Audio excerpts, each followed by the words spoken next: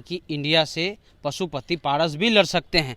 प्रतिमा कुमारी का भी नाम है। चिराग का जो राजनीतिक कल्चर रहा है वो पासवानों का राजनीतिक कल्चर नहीं रहा है। चिराग जो आसपास अपने लोग उसको रखते हैं, बहुत लोग उसको पसंद भी नहीं करते हैं। लखिंदर पासवान यानी कि जो मैकवा तोड़े थे विधानसभा में, याद है? अच्छा, आवाज नहीं आ रहा, आवाज नहीं आ रहा है। प्रिंस भी हो सकता है कि कल होकर के महागठबंधन में ही आ जाए।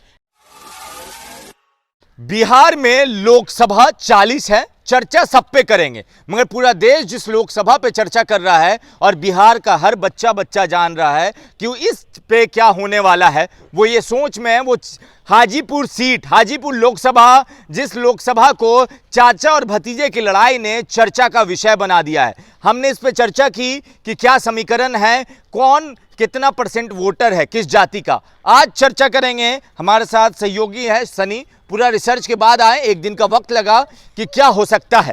अब हम सनी ये बताइए कि हमने चर्चा कर ली कि इस समाज का इतना वोटर है, मगर क्या लगता है कि इंडिया और एनडीए की तरफ से कौन अपना मास्टर स्ट्रोक किसको उतार सकता है? एनडीए से तो क्लियर है कि चिराग पासवान लड़ेंगे। उन्होंने तो साफ कह दिया कि चिराग पासवान लड़ेंगे। लेकिन एक हमने आपको पिछले बार भी बताया कि एक सपोज ये भी है कि इधर से यानी कि इंडिया से पशुपति पारस भी लड़ सकते हैं। लेकिन उसके अलावा भी और नाम है जिसकी चर्चा है। सबसे पहले लोजपा आर से रामविलास पासवान के बेटे चिराग पासवान का नाम है। उसके बाद आरजेडी से शिवचंद्र राम का नाम है। हालांकि शिवचंद्र राम को टिकट इस बार नहीं मिल रहा है, ये कंफर्म है, ठीक है। उसके अलावा जो है प्रतिमा कुमारी का भी नाम है। कौन है? प्रतिमा कुमारी विधायक है कांग्रेस की, राजापाकर से वो विधायक हैं। और उसके अलावा लखिंदर पासवान यानी कि जो मैकवा तोड़े थे विधानसभा में, याद है? अच्छा, आवाज नहीं आ रहा, आवाज नहीं आ रहा है। तो वो भी सुरक्षित सीट पे हैं, ठीक है। तो वो भी उम्मीदवार जो है वो हो सकते हैं। मगर हाजीपुर में आपने नाम तो गिना दिए, मगर जो मेन है वो चाचा और भतीजे। मेन चाचा भतीजा। आप बोल रहे हैं कि हाजीपुर से चाचा लड़ेंगे इंडिया गठबंधन से, इसके पीछे का तर्क? इसके पीछे का तर्क यही है कि मोटा मोटी जो बात निकल करके आ रही है कि चिराग हर हाल में हाजीपुर नहीं छोड़ना चाहता है। और हाजीपुर अगर ऑटोमेटिक अगर चिराग के पास जाता है तो पशुपति कुमार पारस के पास कोई स्टैंड नहीं बच जाएगा। दूसरी चीज, इंडिया गठबंधन के पास ऐसा कोई मुखर चेहरा नहीं है। और नीतीश कुमार ये चाहते हैं कि चिराग पासवान की पार्टी खत्म हो और चिराग पासवान कमजोर हो, क्योंकि चिराग पासवान ने नीतीश कुमार को कमजोर किया।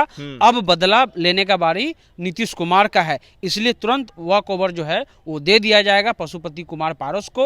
और उसके अलावा वहाँ जो नीतीश कुमार का जो वोटर है लगभग 1.5-2 लाख, वो ऑटोमेटिक ऐड हो जाएगा। इसलिए हम कह रहे हैं कि अगर माफी चाहेंगे, चिराग अगर हाजीपुर लड़ते हैं तो ऑटोमेटिक अगर ये सीट चचा से छिनाती है, क्योंकि देखिए महबूब जो खगड़िया के जो सांसद हैं महबूब अली कैसर, वो इंडिया में नहीं रहेंगे, एनडीए में, ठीक है। उनका भी साफ है। उसके अलावा सूरजभान सिंह के जो भाई उनका भी साफ है कि भाजपा जाएंगे। उसके अलावा वैशाली वाला भी क्लियर नहीं है। तो इसलिए पशुपति कुमार पारस अभी अकेले हैं।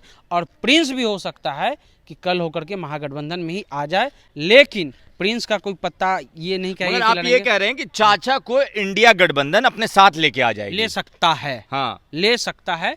और उसके पीछे बस यही कारण है क्योंकि इंडिया गठबंधन के पास मौजूदा दौर में हाजीपुर से कोई बड़ा चेहरा नहीं है। हमने भी बात की तो कुछ राजद के प्रवक्ता, कोई चेहरा नहीं है। जदयू के प्रवक्ता ये कह रहे हैं कि हो सकता है कि चाचा हमारे साथ आ जाए। ये हो सकता है क्योंकि नीतीश कुमार और पशुपति कुमार पारस का बॉन्डिंग बहुत बढ़िया है।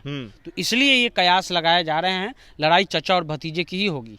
तो फिर ये बताइए कि चाचा और भतीजा लड़ेंगे तो फिर समीकरण तो एकदम उल्टा पुल्टा हो जाएगा। कुछ उल्टा पुल्टा नहीं होगा। जो पासवान वोट हैं उसमें भी 5-10% चाचा ले आएंगे, लेकिन जो उसके विरोध में वोट हैं, ठीक है, क्योंकि चिराग का जो राजनीतिक कल्चर रहा है वो पासवानों का राजनीतिक कल्चर नहीं रहा है। चिराग जो आसपास अपने लोग उसको रखते हैं, बहुत लोग उसको पसंद भी नहीं करते हैं।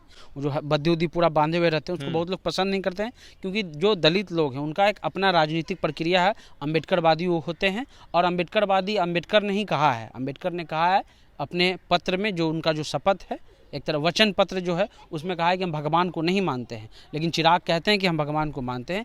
तो एक अलग परसेप्शन वाले भी पासवान हैं हाजीपुर में जो चिराग को पसंद नहीं करते हैं।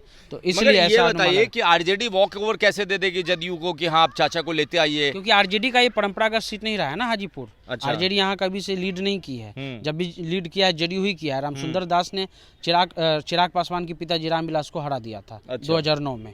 तो इसलिए जेडीयू यहाँ पर ज्यादा, और हम आपको पिछले बार भी बताते थे कि 1.5-2 लाख कुशवाहा और कुर्मी वोटर हैं। हाँ। तो ये बहुत बड़ा फैक्ट रखता है, फैक्टर है ये।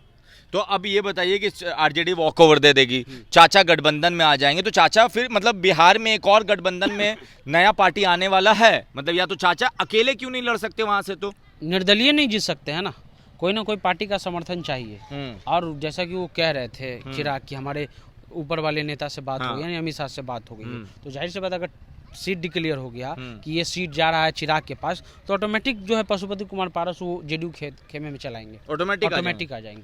मतलब पशुपति पारस फिर आप ये नहीं बोलेंगे कि आओ अकेले भिड़ लो, अकेले देखते हैं हम? नहीं, अकेले नहीं जीत पाएंगे, लेकिन अगर इसमें रहेंगे तो जीत सकते हैं। इसमें रहेंगे तो जीत सकते हैं, क्योंकि जो रामविलास पासवान को जो हरा सकता है जेडीयू, वो चिराग पासवान को भी हरा सकता है। एक चीज और पशुपति पारस के बारे में कहा जाता है कि चुनाव तो लड़ते थे रामविलास पासवान, मगर जो वोटर को साधते थे वो चाचा साधते थे।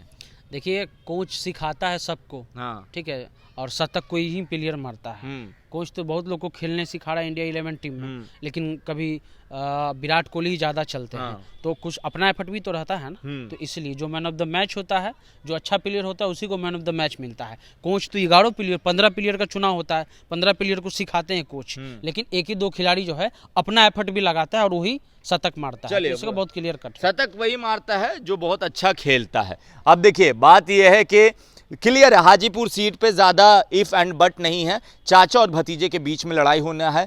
चाचा को इंडिया गठबंधन अपना सीट दे सकती है, मतलब अपने गठबंधन में ला सकती है, भतीजा एनडीए से लड़ेगा और फिर ये लड़ाई तगड़ी हो जाएगी। बाकी आपको क्या लगता है इस समीकरण पे? आप अपनी राय ज़रूर लिखें। धन्यवाद।